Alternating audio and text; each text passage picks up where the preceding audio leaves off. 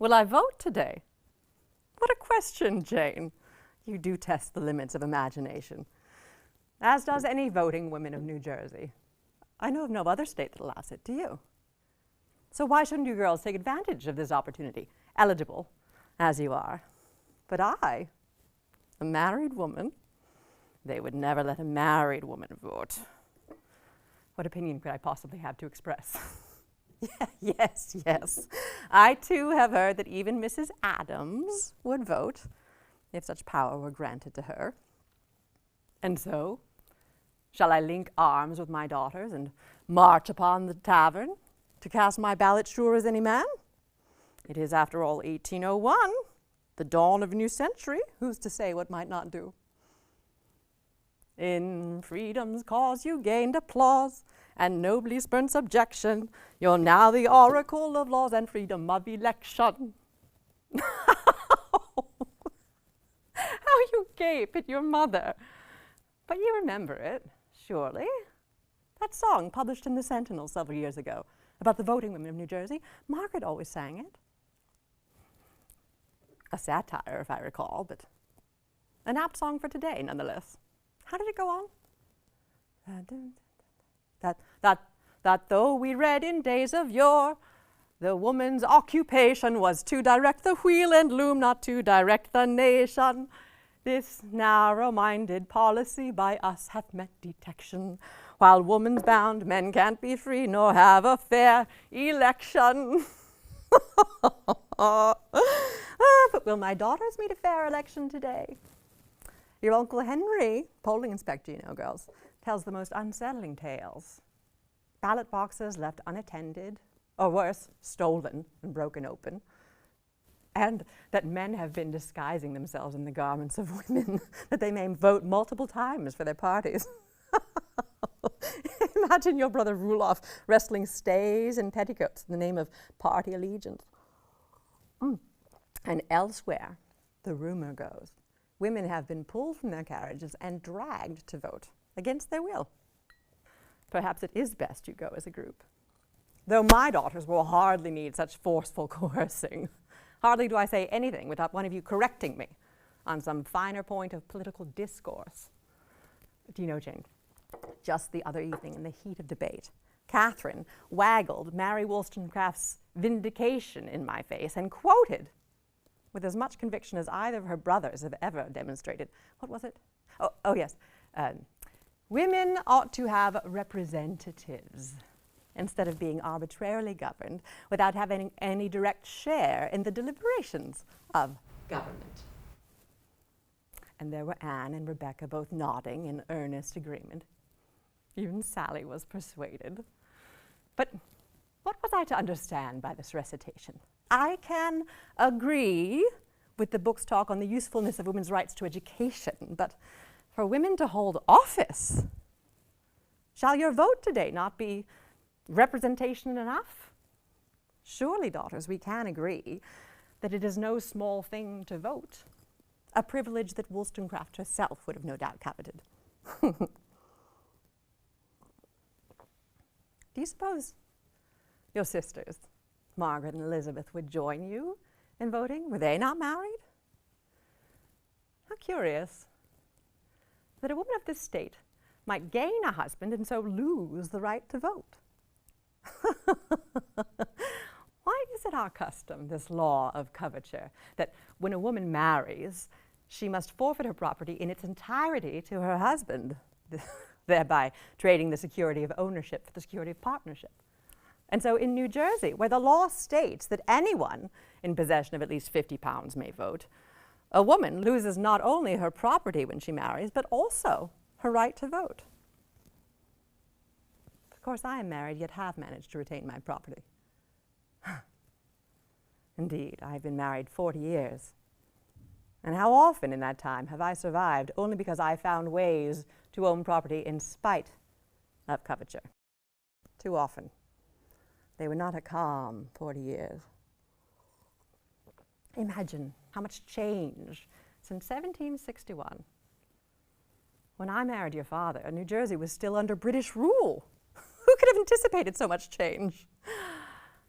John and I were married a good 14 years before the war began, when one could still hope that the unity of home and hearth would stand fortress against any grumblings of revolution. Now such a hope smacks of naivete. Or further evidence that the cultivation of one's family makes an island of one's world. 9 children in scarcely as many years. Forgive me if I admit that my attentions tended toward the clutches of you, my children, rather than the clutches of the crown. I am certain that your mother would confess the same, Jane.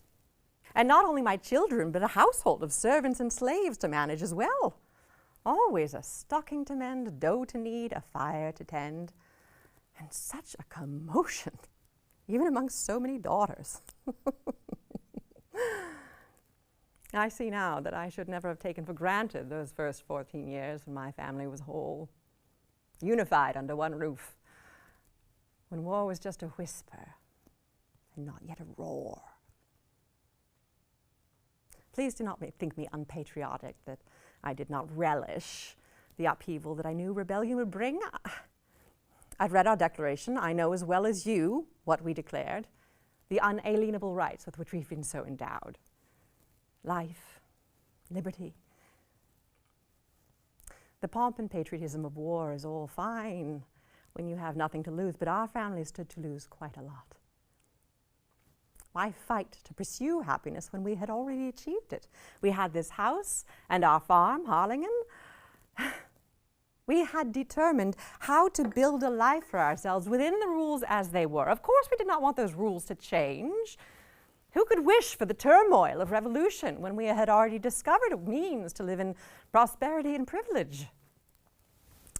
But even decades since the war's end, we are still in turmoil, still a people divided.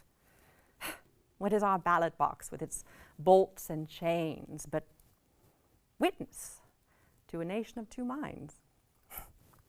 Today it is the Jeffersonians this, the Federalists that. But then the talk was all against the Whigs and the Tories, and heaven forbid there was even the slightest doubt about one's loyalties. And we faced many doubts, simply because your father was not so eager as the rest of our family to join up with the rebel cause. And why should he be? Before the Revolution, he had served under the British flag and swore an oath of allegiance to the king. I can understand that he did not wish to fight the very man he had once pledged to defend.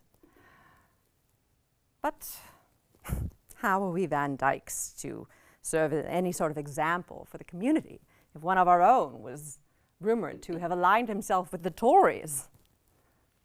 The town saw John as a traitor and treated him thus. I wonder what John will say if today I participate in the democratic process of the same men who once shunned him. A terrible time. Even John's family distanced themselves. Did you know, Jane, Catherine, perhaps you remember, that when John's father heard these rumors, he had John deed back Harlingen, the very farm he had given to him. But John agreed on the condition that if he died in the war, his wife and children should have that property. A prudent clause to ensure a VanDike kept possession of that farm, whatever happened. But even so, they never spoke again. I alone defended your father when his town and family turned against him. As John had sworn an oath of allegiance, so had I, as wife to husband. And what a bind that caused. As a wife, I was expected to defend my Tory husband. Yet, as a believer in our new Congress, I was expected to rally behind the same nation that took my husband from the very threshold of our house, that December of 1776, the year they declared revolution. The Jeffersonians and the Federalists may yet make partisans of us all, but in my experience, loyalty, whether to family or ideology, is never so simple. Imagine for a moment, girls, that you were in my position. A woman raising 9 children on her own to the sound of cannon fire, fearing threats from both sides. Even by the following summer of 77, nearly 9 months after John was taken from us, I had not received a single letter from him. Indeed, I had so little knowledge in the way of my husband's whereabouts that I came to depend upon what rumors I could persuade from my brother Henry. First, he told me that John was imprisoned in the jail at Millstone, imprisoned by his neighbors. Well, was I to believe him so near to me when he might as well have been across the ocean? But then I was told that John had broken out of jail. Well, that was a thought which provided some hope, until I heard that he'd only done so by raising up a band of slaves in rebellion. What was I to think of that, whilst I oversaw the slaves of our own estate? Presumably that was merely propaganda intended to mobilize revolutionaries against such threats as Colonel Tighe's attacks in the Pine Barrens. But be it truth or mere speculation, I lived in fear, all the while unable to trust my own neighbors. If they could turn so quickly against my husband, when would they turn against me? Perhaps it was this fear that emboldened me to act when, that September, I learned that John was imprisoned in Philadelphia. Even if John had lost his voice, I had not lost mine. So I petitioned the state for John's return. My husband did not choose to go, but was in fact spirited away against his will by the enemies, and in fact forced into enemy lines. They had no grounds to take John from our house and imprison him.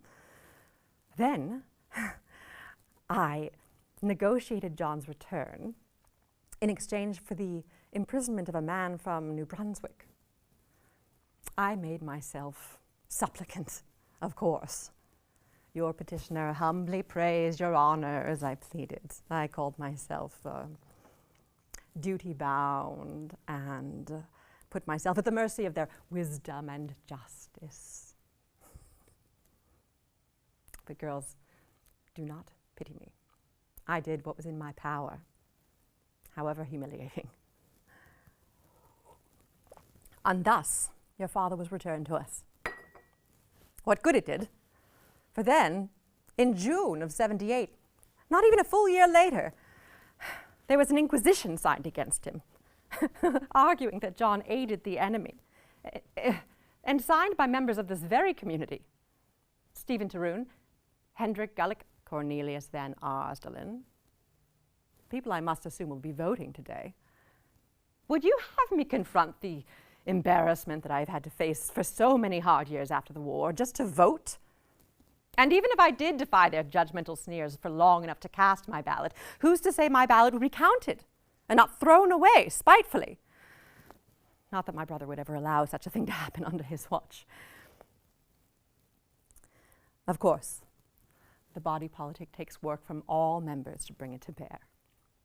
It is not for me to question the aid your father now gives the same community who turned against him, or to begrudge the ale and fellowship this community once enjoyed in his tavern, I might add.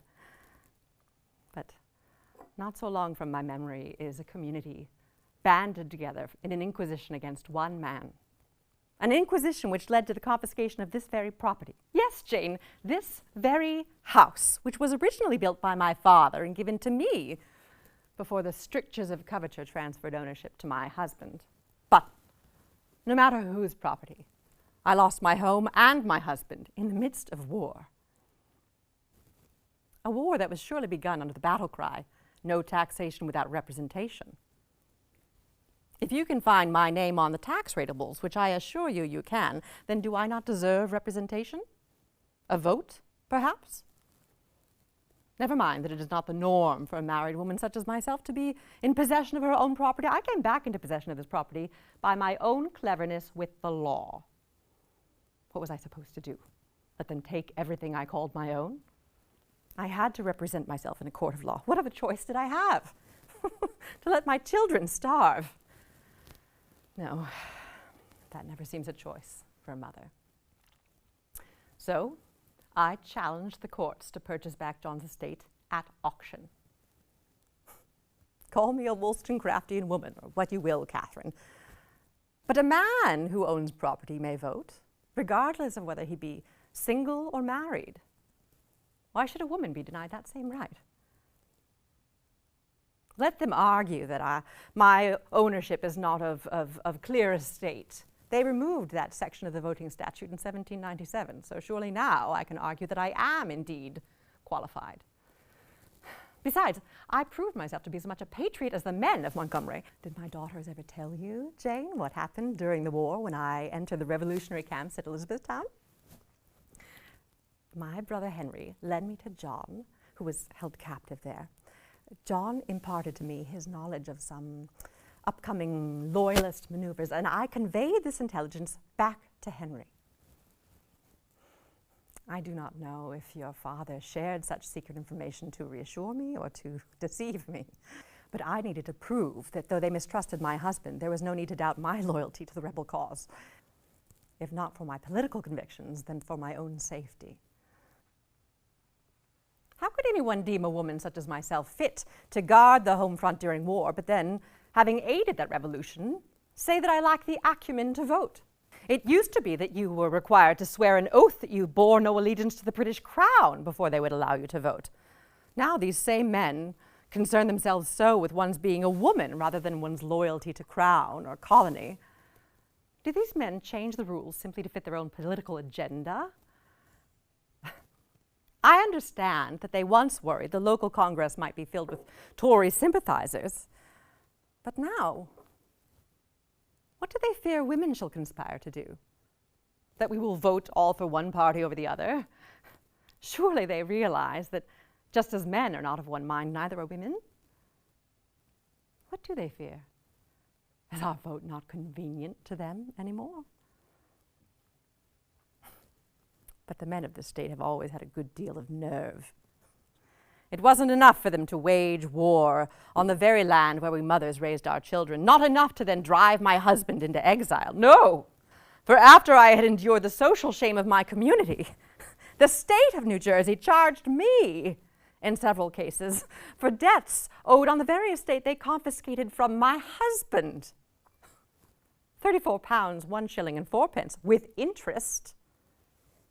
Was I to understand that, per the laws of coverture, I could not own property, but could owe debts on property? Let me be clear. I have suffered the loss of property and family alike. I can tell you without hesitation which is worse. But, my daughters, do not consider the loss of property insignificant. I have worked so hard to hold on to what is mine, for it is this property which has sustained me, even before your father was returned to us. Do you know, yesterday, our blacksmith expressed to me his determination to vote. By what claim to property, I ask you? Just the other month, did he beg John for some sort of monetary loan? And even if he does own livestock or land enough to meet the property requirement, does he pay any taxes on it? I own this house and the 227 acres attached to it, not to mention all the hands and animals required to work that land, and I am sure I pay more taxes than he. So why should I even question that I should have as much say as he? If anything, I should have more say. Yes, yes, Catherine, before you start, I understand that in Pennsylvania, which does have taxpayer voting, artisans are allowed to vote without holding much property at all. What do you think, Jane? Should artisans vote? And what about the old soldiers of the Revolution, now penniless, through no fault but their own? Should their having fought for a few months 30 years ago qualify them before me? And further still, I have heard that freed slaves vote alongside the very men who might once have been their masters. Oh, tell me, how do the polling inspectors tell if a Negro is free or slave? And even if they can make such a distinction, what property can a former slave hope to own? Imagine our faithful Sam voting, as helpful a man as we have ever owned, but should we trust him to help shape this young nation, uneducated and brutish as he is? And if we allow blacksmiths and black men to vote, who next will we grant suffrage? Should children vote? Should oxen and all manner of livestock? Take note, daughters, your own cherished speckled hen may grow someday to vote against you. What kind of nation will we be in 100 years if we expand the vote to the merest of property owners? The blacksmith today, the chicken, the cattle, the chattel tomorrow. Oh, Anne, do not cast such a frown upon your mother. Surely even the most radically minded can observe that it is with good wisdom we grant only certain people the more statutory rights. Oh, the war is over, but who's to say when the revolution will end? What do you expect, my child? To what end do you make your cries for progress? To grant a bricklayer the right to hold office? I should hope not. Voting, my daughters, is not a natural right. It is hardly a moral issue, merely one of practicality. Oh, what about that Frenchman? Will he be voting with his peculiar dress and unintelligible manner of speaking? Are we to let aliens vote, as though they bear the same rights as citizens simply because they live here? What stake could a foreigner possibly have in the formation of our republic? None, I am certain. And if none, then surely his vote will only obstruct the process. How could these men who worry so about the integrity of the vote fret that a woman of means should vote when they allow foreigners to vote? Yes, indeed. Hypocrisies abound.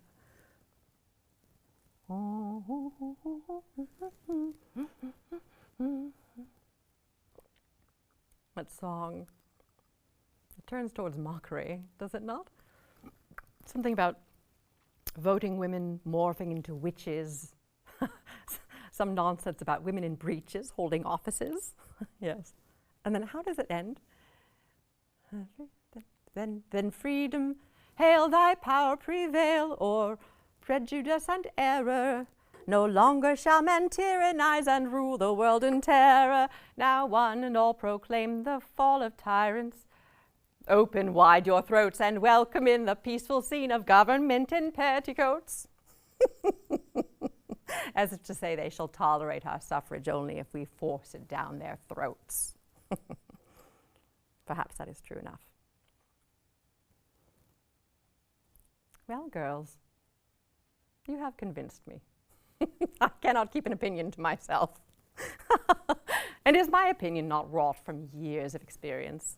Have I not participated in the formation of this republic as sure as any man? Well then, let us give them what they fear. Let us vote.